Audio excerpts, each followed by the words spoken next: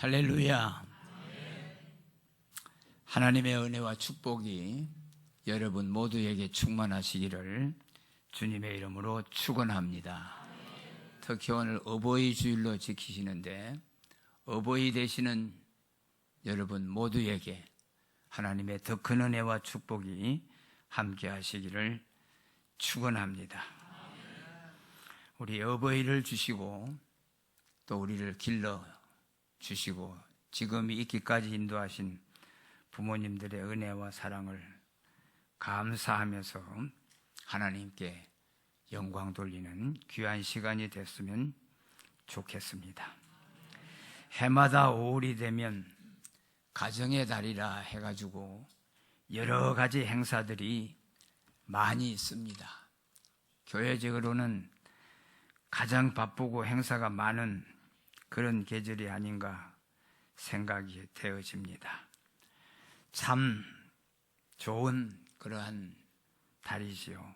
그래서 모두가 다 기뻐하고 즐거워하면서 생활하고 있는데 우리 믿는 모든 성도들은 그 모든 것들이 하나님께로부터 온 것이고 하나님께서 지켜주시고 인도해 주시고 했기 때문에 우리 모두는 감사와 찬송을 하나님께 영광을 돌려드리는 그러한 어버이 주일이 되었으면 좋겠습니다.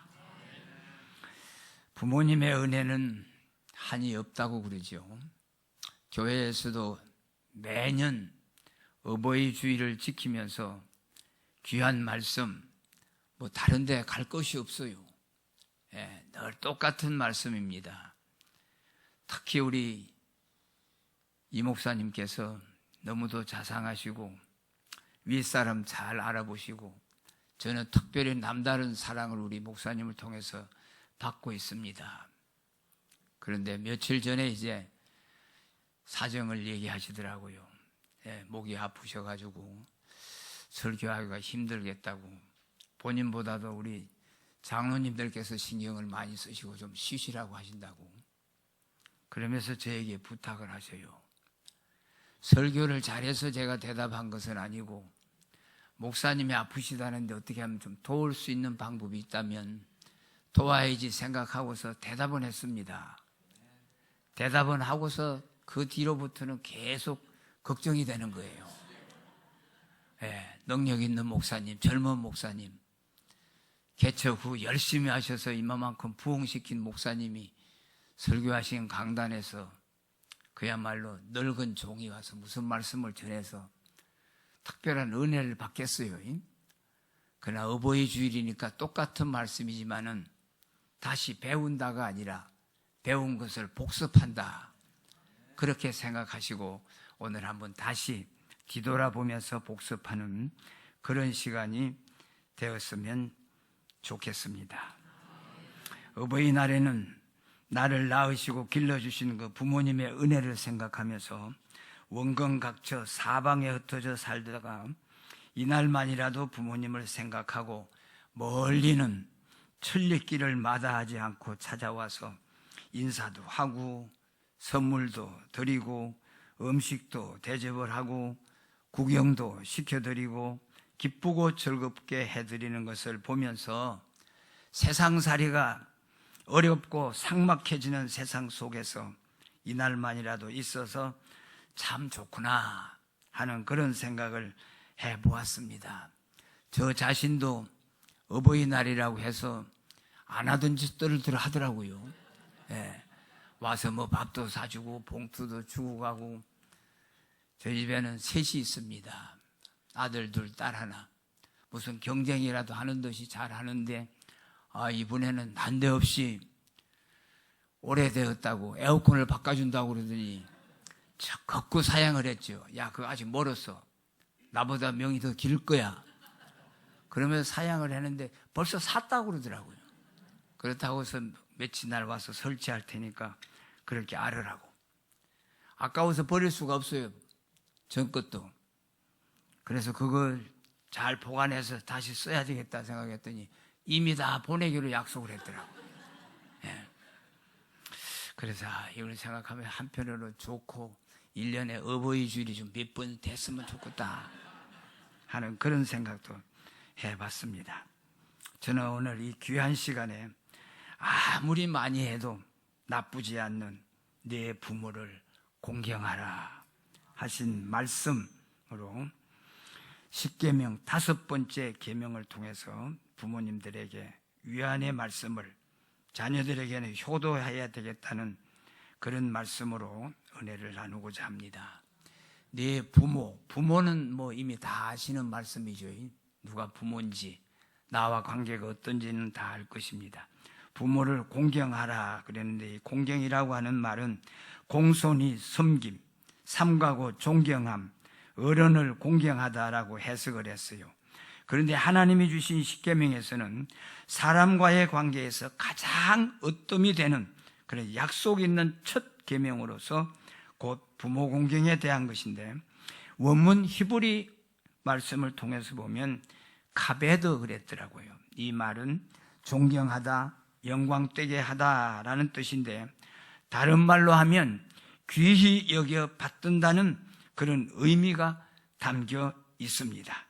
부모님에게 존경, 귀중히 여김, 친절함, 순종을 보이는 것을 자녀된 우리는 부모를 공경하고 귀중히 여기며 절대 말씀에 순종하고 꾸지람을 달게 듣고 교훈에 따르며 부모님의 충고, 지침에 관심에 귀를 기울이며 힘들고 어려우실 때 위로해 드려야 된다고 하는 말씀입니다. 가베드의 그 명령형으로서 여호와를 경외하는 것을 가리킬 때도 이 단어를 사용을 했습니다. 부모님을 공경하되 마치 하나님을 경외하듯이 섬겨야 됨을 의미하고 있습니다. 어떤 분들은 보이는 부모인데 그래도 보이지 않는 하나님은 보이지 않으니까 좀 뒤로 하고 부모님을 더 공경하는 사람도 있을 것이고, 또 부모님보다는 하나님을 더 공경해야지 하고 또 순위가 바뀌는 수도 있을 것입니다. 그러나 우리는 하나님을 섬기듯 나를 낳아주신, 길러주신 부모님을 공경하는 것도 같은 위치에 두고 우리가 섬기는 그런 삶이 되어야 되겠다 하는 것입니다. 그래서 종교개혁자 루터는 부모님을 하나님의 대리자로 이해를 했습니다. 이유는 부모님에 의해서 자녀의 육체가 조성되어 하나님의 생명을 받았기 때문에 루터는 그와 같은 말을 하지 아니했나 생각을 합니다. 그리고 부모라는 말을 학대 해석하면 단순히 친부모만을 가리키는 것이 아니고 웃어른이나 스승들까지도 의미하는 그런 말로 이해해야 할 것입니다. 공경의 또 다른 말은 효도라고 할 수 있겠지요. 효도는 부모님을 잘 섬기는 도리입니다. 전에는 어버이날이라고 아니하고 어머니날이라고 그랬지요. 그래서 일부 어버이들은, 아버지들은 원망을 많이 했어요. 왜 똑같은데 어머니날은 있고 아버지날은 없느냐고. 그래서인지는 모르지만 1973년 3월 24일 날 조상과 부모에 대한 감사와 존경심을 마음 깊이 되새기기 위해서 어버이날로 바꾸었습니다. 그리고 어버이날로 지키게 했어요. 저는 여기에서 좀 아쉬운 감이 있어요.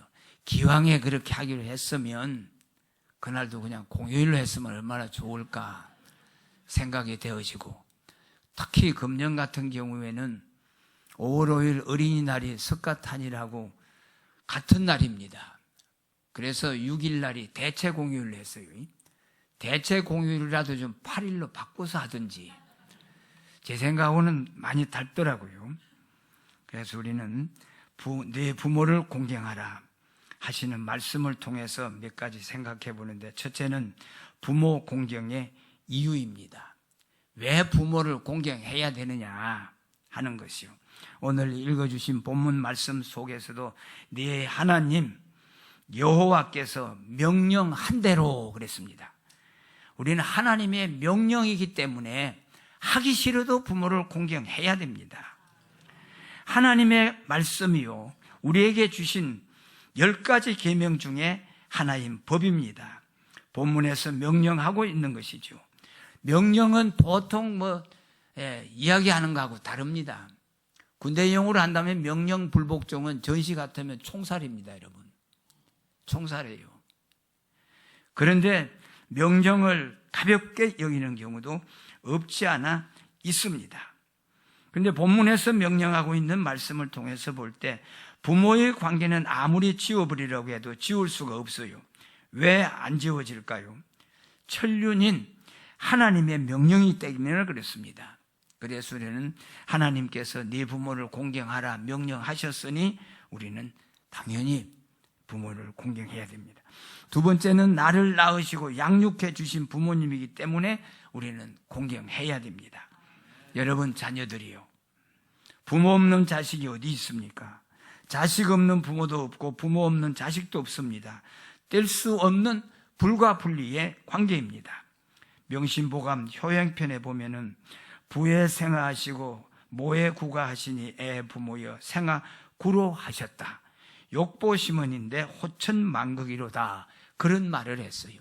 아버지 날 낳으시고 날 기르시고 어머니가 얼마나 수고를 많이 했습니까? 그 수고를 생각하면 부모 공경보다 더 귀한 것, 더 어려운 것이 있다 할지라도 우리는 다 감당해야만이 될 줄로 여겨집니다. 그 다음에 부모 공경의 그 이유, 하나님의 명령, 나를 낳으시고 양육해 주신 것. 세 번째는 나도 언젠가는 부모가 될 것이기 때문에 부모를 공경해야 됩니다. 성경은 말합니다. 심은 대로 거두게 되어 있습니다. 행한 대로 받게 되어 있습니다. 여러분, 나는 효도하지 못해도 효도 받기를 원한다면 이것은 잘못된 것입니다. 지금 효도를 받고 계신 분들은 부모님 생전에 효도하신 분들이 아닌가 그렇게 생각되어지기도 합니다. 효도를 받지 못한 분들은 내가 부모님에게 효도를 했던가 못했던가 한번 생각해보는 그런 기회가 되었으면 또 좋겠습니다. 그래서 우리는 하나님의 명령이고 낳으시고 길러주셨고 내가 이 다음에 부모가 될 것이기 때문에 부모를 공경해야 되는구나 하는 것을 생각해 볼 수가 있어요. 우리 부모님들이 자녀들을 어떻게 키우셨는가 그런 얘기들도 많이 합니다. 내가 너를 어떻게 키웠는지 너도 이 다음에 자식 낳아서 키워봐. 그런 소리를 많이 할 때가 있어요. 사무곡에 부모님의 자식 사랑에 대한 좋은 내용이 있어서 하나 소개해 드리겠습니다. 다 아는 말씀들이에요. 우리 엄마 나를 낳아 대령 굴병 기를 적에 일천 뼈골 다 녹았고 오만 간장 다 썩었네. 오줌 똥을 주무르며 더러운 줄 몰랐다네. 무릎 위에 젖 먹일 때 머리 만져 주었다네. 엄마하고 쳐다보면 아나 하고 얼렸다네. 싱글벙글 웃을 적에 온 집안에 꽃이라네. 요 새깽이 요 강아지 볼기짝을 툭툭 치며 물고 빨고 하였다네 하는 말입니다. 이런 부모님이시기 때문에 효도하고 공경해야 되는 것은 마땅하다 하는 것입니다. 어머니들 누구든 나는 그렇게 안 했어 그러는 분 없고 맞아, 동감일 것입니다. 네 번째 이유는 부모를 공경해야 땅에서 잘 되고 오래 산다고 그랬어요. 여러분 잘 되기를 원하십니까? 오래 살기 원하세요? 어째 소리가 조금 적어지네요. 우리는 땅에서 잘 되고 오래 살기를 누구를 막론하고 다 동감할 겁니다. 부모님 잘 되는 것을 떠나서 내가 잘 되기 위해서라도 부모님께 공경하고 효도를 해야 됩니다. 그리고 부모님은 공경받을 권한이 충분히 있는 분들이십니다. 여러분, 나를 낳으셨지요. 키워주셨지요. 가르쳐 주셨지요. 시집장가 보내서 가정을 이루고 살도록 해 주시고 눈을 감으실 때까지 자식 걱정하시는 분이 바로 부모입니다. 저도 3남매가 있다고 하는 말씀을 드렸는데 딸아이가 결혼하고 시집 가면은 이제 다 끝났겠지 생각했더니 끝이 아니더라고요. 잘 살아도 걱정이고 못 살아도 걱정이고, 저희들 셋이서 서로 또 생각하기를, 아이고 나는 오빠만 못해, 동생만 못해, 누나만 못해, 자기들이 또 그렇게 생각하고, 나보다 내가 최고야, 또 그런 사람들도 없어요. 그런 소리를 할 때마다 부모 입장에서 또 걱정이 되더라고. 요즘 잘 사는 부모 밑에 태어난 자녀들은 이어받는 것도 많이 있잖아요. 상속하는 것들이. 그런데 저 같은 경우는 물려준 것이 없습니다. 그래서 늘 애들 보기 미안하게 생각하고, 무엇을 해주더라도 제가 참 한 것 없이 받기가 너무 죄송할 때가 없지 않아 많이 있어요. 이런 것을 생각해 볼 때 모두가 다 잘 되기를 원하고 오래 살기를 원하고 있는 것을 볼 수가 있습니다. 자, 이런 데서 우리가 생각해 볼 때 부모님의 은혜는 잊을 수가 없다. 반드시 공경해야 된다. 여러 가지 이유를 들었지만 그 이유가 아니더라도 당연히 해야 됩니다. 크게 두 번째로, 그러면 어떻게 공경을 할 것인가 하는 것을 생각해 보면, 말씀 그대로 부모님은 공경해야 됩니다. 앞에서 말씀드린 것처럼 공경은 카베드인데, 이는 무겁다고 하는 뜻을 가지고 있습니다. 사람의 내장 속에 있는 간장이라고 하는 것이 가장 무겁다고 그럽니다. 내장 가운데서. 그 간장을 가리켜서 카베드라고 한답니다. 그렇다면 부모를 공경한다는 말은 내 간처럼 귀중히 여겨라 하는 의미입니다.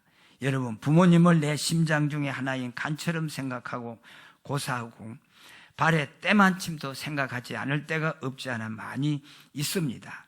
상대도 안 해주는 사람도 있고, 음식을 주지 않아서 심지어는 굶어 죽는 부모도 있다고 합니다. 그뿐만 아니라 모시기가 싫다고서는 여행 데려와서 그냥 두고 가는 경우도 있다고 합니다. 여러분, 요즘은 애완동물들을 얼마나 귀하게 여깁니까? 애완동물들한테 잘못했다가는 법적으로 처벌을 받습니다. 내 집에서 키우는 짐승 한 마리도 내가 때릴 수도 없어요. 신고하면 걸립니다. 그런데 하물며 만물의 영장으로 지음받은 사람이 낳으시고 길러주신 부모님을 학대하고 갖다 버리고 굶겨 죽이는 이런 잘못을 범해서는 안 되겠죠. 두 번째는 순종해야 됩니다. 잘못되기를 원하고 부모가 시키는 일 없을 것입니다. 너는 잘되면 못 써, 그럴 사람 하나도 없을 거예요. 고슴도치도 자기 새끼는 사랑한다잖아요. 그런데 말씀에 순종하지 아니할 때가 얼마나 많은지 몰라요. 꼭 거기에다가 이유를 붙입니다. 왜? 무엇 때문에? 무조건 순종하는 것이 좋습니다.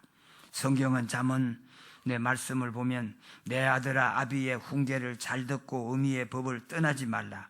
그리고 마음으로 나의 명령을 지키라고 훈계하고 있습니다. 바울은 에베소 6장 1절 이하에서 자녀들아 네 부모를 주 안에서 순종하라고 강조하고 있습니다. 여러분, 공경하고 효도하는 것 참 좋은 것이지요. 하지만 순종 없는 공경은 아닙니다. 효도도 아닙니다. 부모 공경하려면 훈계를 잘 들어야 됩니다. 성경에 나오는 엘리 제사장의 두 아들 흠리와 비느하스를 여러분들 아실 거예요. 아버지의 말을 듣지 않아서 죽었습니다. 반대로 잘 들었으면 저도 살고 자기 아버지도 살렸을 거예요. 부모가 속상해서 병들었을 때 치료해 드리는 것보다 평소에 말씀에 순종하는 것이 보약보다 나을 것입니다. 어떤 분은, 제가 아는 분 한 분 있는데 아마 이름을 대면 여러분들도 다 아실 거예요. 연세가 많으신 분입니다. 세상적으로 또 명예도 있으신 분입니다. 그런데 자기 아버지가 무슨 말씀을 하시면은 아니오가 없어요. 예 하고서 못할 경우가 있다 할지라도 일단은 부모님의 말씀에 순종하는 것을 볼 수가 있어요. 그 후손들이 잘 되더라고요. 제 자랑 같습니다만 저는 아니고요. 저희 누나가 한 분 계세요. 누나, 아들, 딸이 거기도 역시 3남매가 있는데 다 각기 달라요. 예, 막내 아들은 절대 순종입니다. 큰 아들은 잘못됐을 때는 그건 아니라고 또 직설적으로 또 얘기를 해버립니다. 예. 딸보다도 사위가 하나 있는데 사위는 또 뭐 장모님 말씀이라면 절대 순종이에요. 그런 것을 보면서 참 순종이 제사보다 낫다고 하는 말씀이 맞구나 하는 그런 생각을 해봅니다. 부모는 잘했든 못했든 부모이기 때문에 자녀들을 잘 되기를 위해서 기도하고 저들을 교육시키고 저들을 잘 양육했습니다. 그런데 말씀에 순종하지 않을 때 속상해합니다. 속상해요. 그뿐만 아니라 병들었을 때 간호해 주는 것도 좋지요. 그런데 여차하면 요양원 가야 됩니다. 예. 세 번째 방법, 공경해야 될 방법은 부모님을 기쁘게 해드려야 됩니다. 잠언 23장의 말씀을 보면 내 아들아 네 마음을 내게 주며 내 눈으로 내 길을 즐거워할지어다. 네 부모를 즐겁게 하며 너 낳은 의미를 기쁘게 하라. 자녀들은 부모님들이 기뻐하시고 즐거워하실 때 그 일을 생각합니다. 부모님이 무엇을 좋아하시는지 무엇을 싫어하는지 이런 것들을 우리가 잘 알아야 될 것입니다. 어버이날에 줘야 될 선물이 무엇이 제일 좋은가 하는 질문들 하는 경우들을 보지요. 근데 요즘은 제일 좋은 것이 현찰이더라고요. 현찰. 그 왜 현찰을 좋아하나 생각해 봤더니 내가 생각해 보는 게 부모 입장에서 생각하면 물건을 사다 주면은 안 좋은 것도 사올 때가 있어요. 내가 필요 없는 거 사오는 경우도 있고, 예. 또 안 좋아하는 것도 있고, 집에 또 역시 있는 걸 또 사는 경우도 있고, 그러나 현찰을 주면 자기 마음에 드는 것을 골라서 살 수가 있어요. 먹고 싶으면 사 먹고, 사고 싶은 거 있으면 사고, 예. 그래서 좋아하지 않나. 그거는 또 뭐 유효기간이 없습니다. 현찰은 언제든지 뒀다가 쓸 수 있어요. 예. 오래까지 간직할 수가 있죠. 그런데 성경을 통해서 볼 때 이 여러 가지가 다 좋은 것이겠지만도 부모들이 특별히 기뻐하는 것을 우리가 찾아서 할 수 있으면 좋겠습니다. 제 나름대로 한번 찾아보았습니다. 찾아보니까 부모님들을 기쁘게 해드릴 것은 첫째는 봉양해야 된다 하는 거예요. 봉양은 곁에서 모셔야 기뻐하신다 하는 것입니다. 곁에 있어야. 두 번째는 근심과 염려를 끼치지 말아야 됩니다. 예. 자식들은 항상 부모의 걱정거리, 근심거리라고 하는 것을 우리가 생각해 보면서 염려를 끼치지 않는 자녀들이 돼야 부모가 기뻐한다는, 즉 지혜로운 아들은 아비를 즐겁게 해도 미련한 자는 의미를 없인 여긴다 말씀을 했어요. 세 번째는 노후의 봉양을 더 잘해야 된다 하는 것입니다. 나이 많고 늙어지면 자기 마음대로 안 되더라고요. 걸음을 걸어도 제 마음대로 안 되고, 예, 생각하는 대로 되지를 않아요. 어쩔 수 없는 것입니다. 그래서 저는 요즘 생각하기에 무슨 일이 생겼다, 당연한 것으로 왜 이런 일이 생기느냐 이렇게 이유를 따질 것도 없어요. 그러려니 해야 됩니다. 예. 세 번째는 노후 봉양을 잘하는 것이 가장 부모가 기뻐하는 것이다 하는 것입니다. 저는 어제 지난주던가요? 이번 주에 그 스님들이 절에서 부녀간의 생활을 하면서 아버지 섬기는 스님 하나를 봤어요. 딸이 스님이 돼가지고 같이 한 절에서 생활을 해요. 아버지는 노스님이라고 그러더라고요. 노스님. 그러면서 아버지라고도 않고 그냥 노스님하고 딸이 가서 섬기는데 그렇게 잘할 수가 없더라고요. 예. 우리 예수님 믿는 사람들은 더 잘해야 되겠다 하는 그런 생각이 들어가더라고요. 예. 외적으로 보면은 그냥 스님 사이인데, 예. 스승과 제자 사이입니다.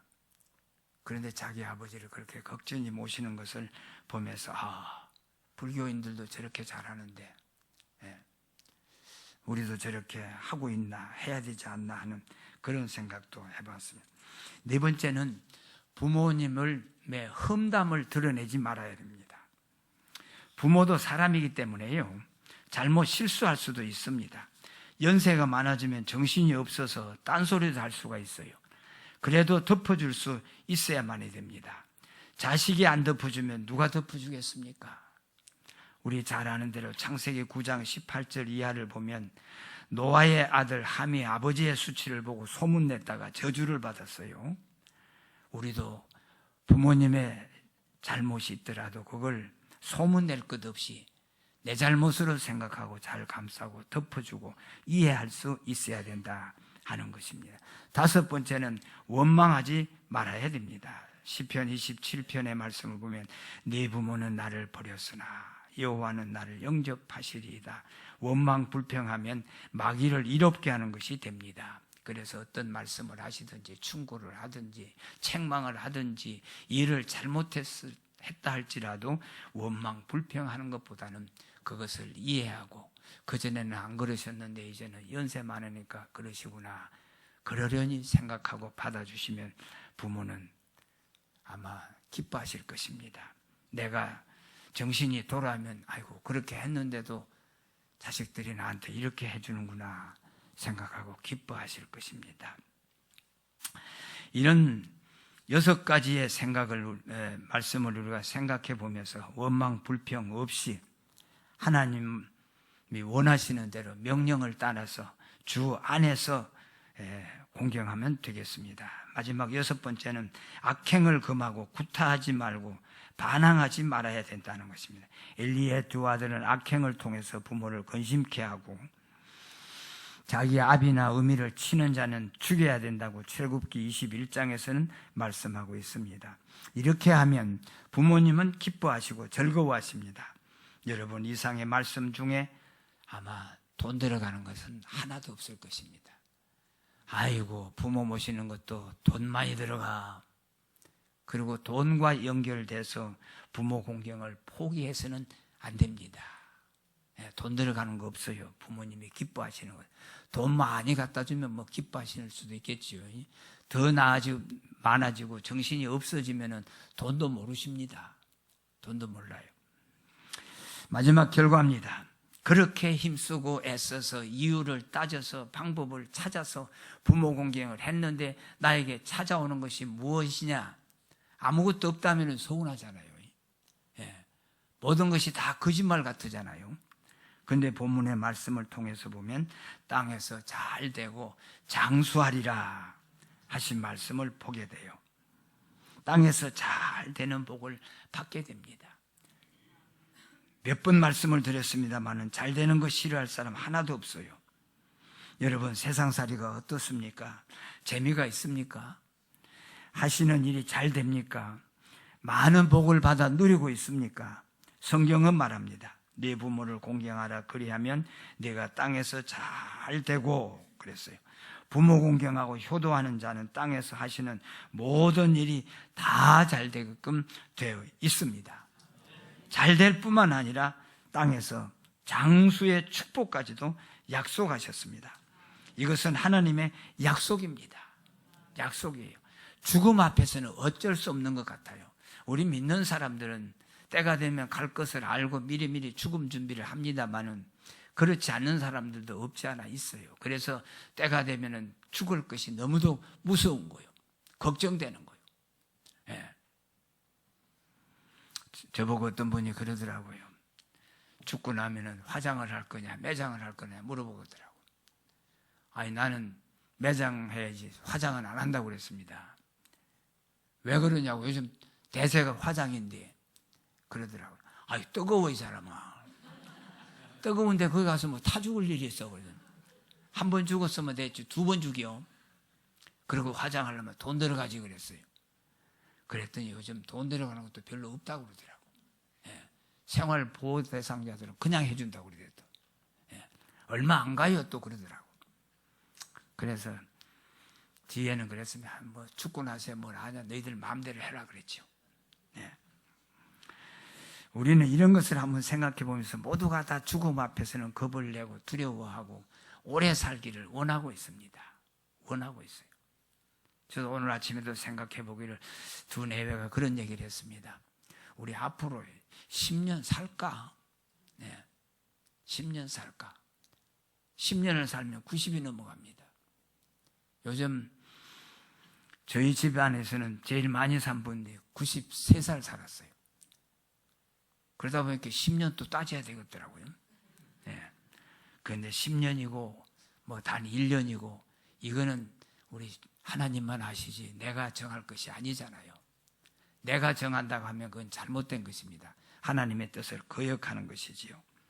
하나님이 오라 부르시는 그날까지 우리는 오래오래 사셔야 됩니다. 오래 살되 건강하게 살아야 됩니다. 그래서 요즘은 기도 제목이 바뀌었어요.